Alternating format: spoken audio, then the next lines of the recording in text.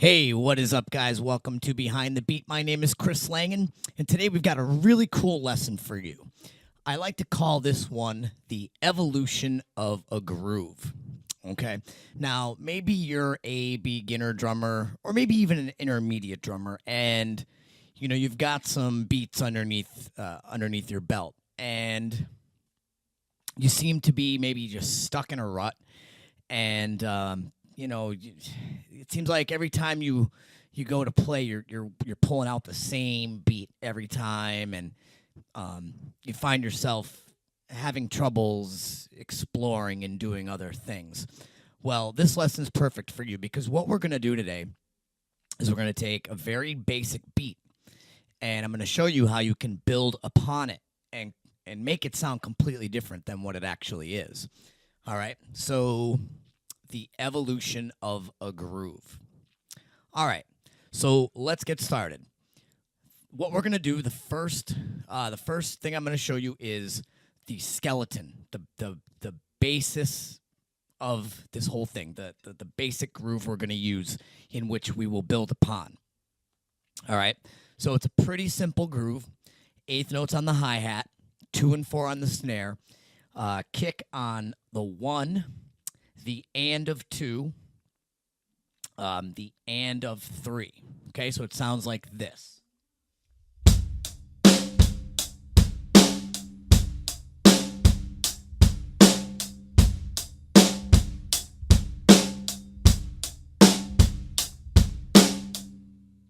Okay, not too bad.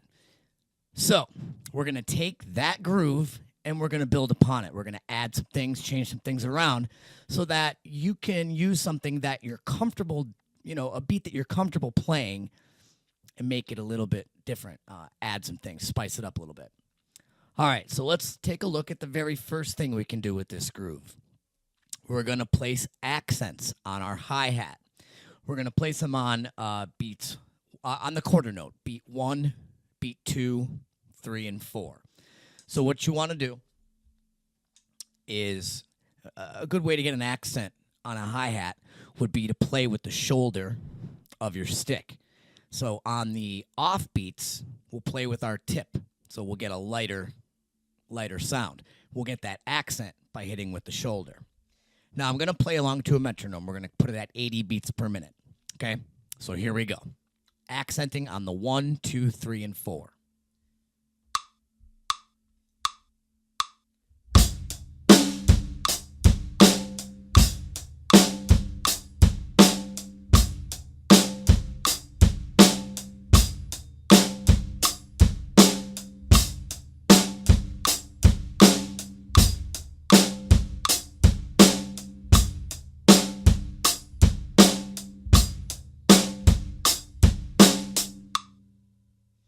Okay, maybe it's not a huge difference from the original beat, but it does give it a little bit a different feel.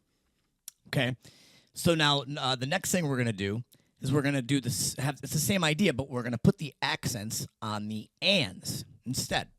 Okay, so same idea. We'll use the shoulder of our stick to pop those accents out on the ands. Here we go.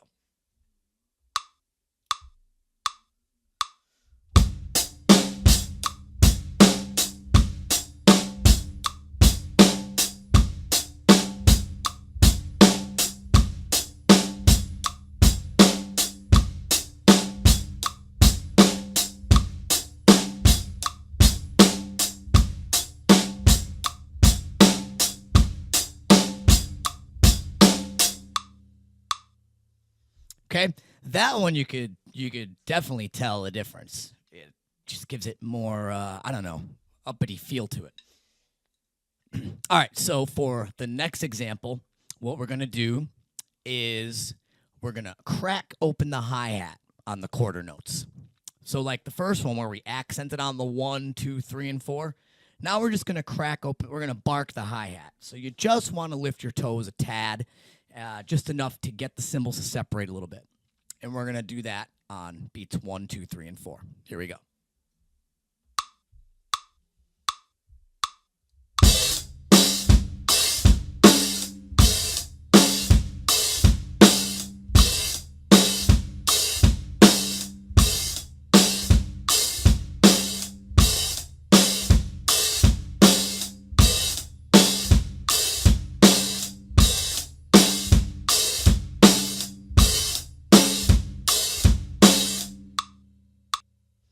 All right. Now the next example, same as the second one. Accents were on the ands. We're going to crack the hi-hat open on the ands for this one. Here we go.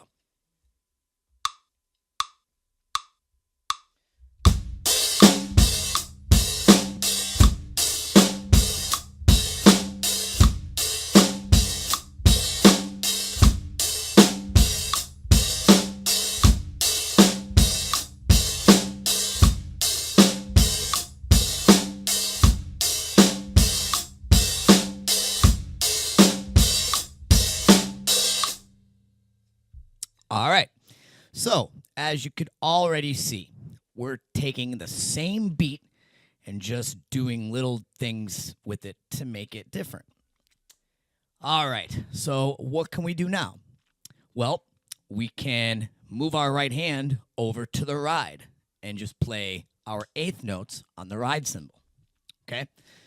So, it's funny because I have some students that are so used to playing on a hi-hat, when they come over to the ride, they get confused. And it's really the same pattern. We're just moving our hand over. So don't let this confuse you. You're just playing exactly what you did on the hi-hat over on the ride. Here we go.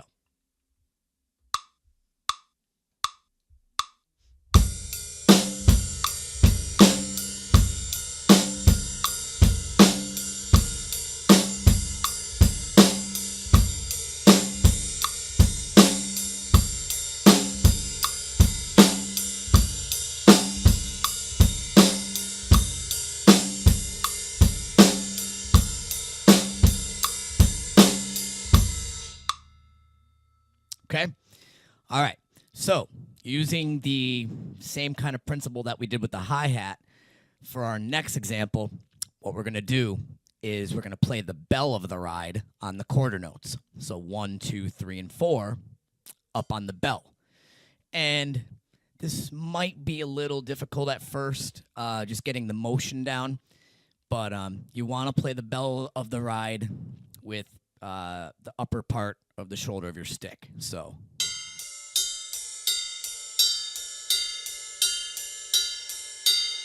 Okay. Still eighth notes. You're just moving to a different surface on the cymbal. Here we go.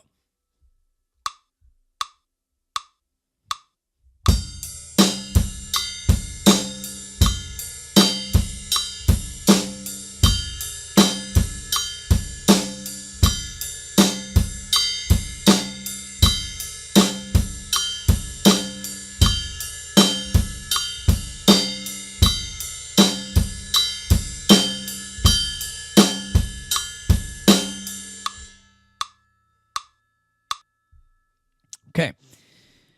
For the next example, we're going to play the bell on the ands. Here we go.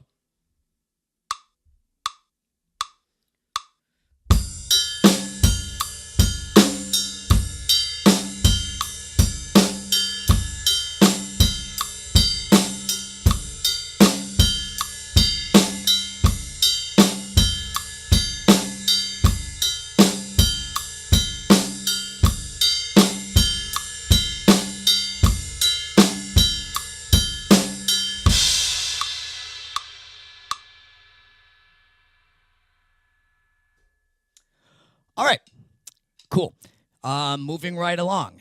Now, what we're going to do is we're going to play the floor tom on our eighth notes. So we're going to move our right hand over to the floor rather than play a cymbal, rather than the hi-hat or ride.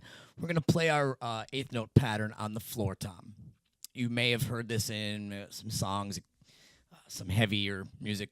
Sometimes they like to just ride on the floor tom. I'll show you what this sounds like.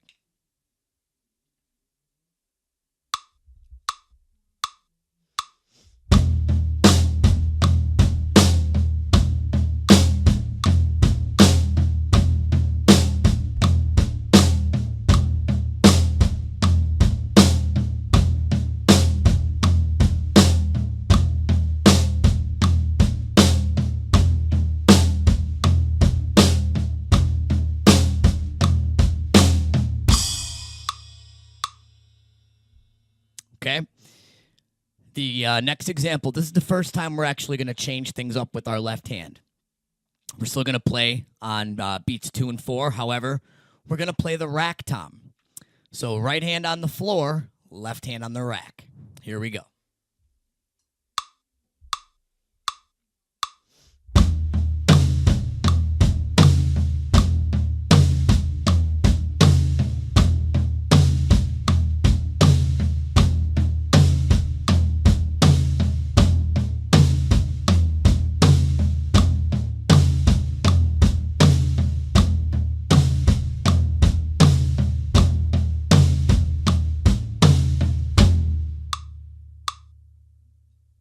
All right. Okay, guys, we've got 2 more examples left.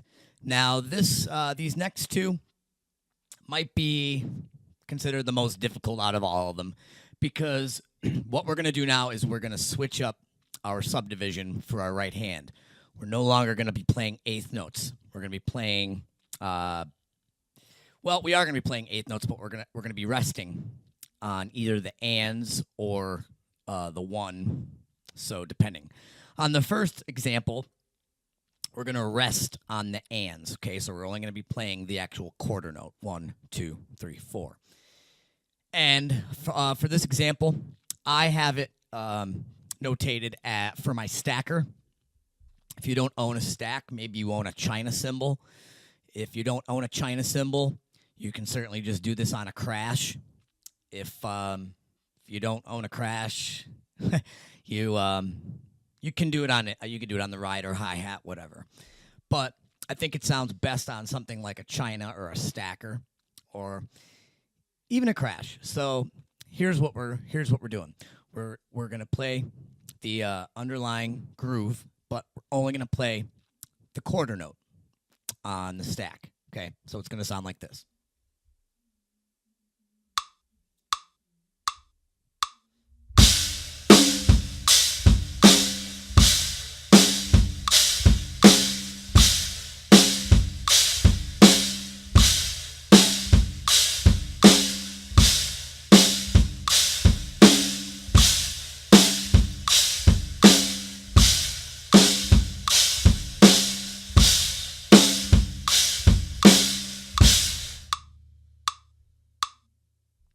Okay, that gives it that heavy, I don't know, just heavier sound, real thrashy.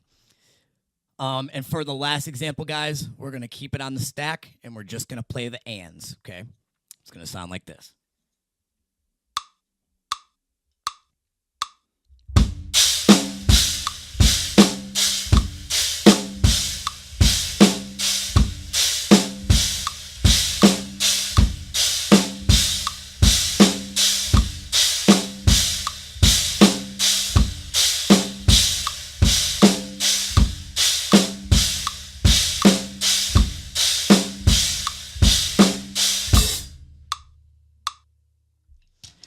Alrighty, that's going to do it for this installment of the evolution of a groove. Now, if you were having any trouble playing that pattern between the kick and snare, switch it up. You can play your basic rock beat, kick on 1 and 3, snare on 2 and 4, and still apply this same idea. Okay, you could still do.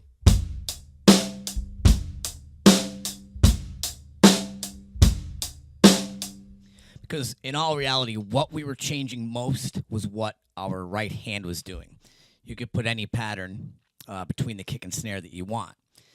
I had a lot of fun making this and a lot of fun showing it to some of my students. So I'm going to continue doing these with some other different grooves, some more complex ones, and we're going to explore different things that you can do to take that bass groove and expand upon it. So I hope you guys enjoyed this. Please subscribe.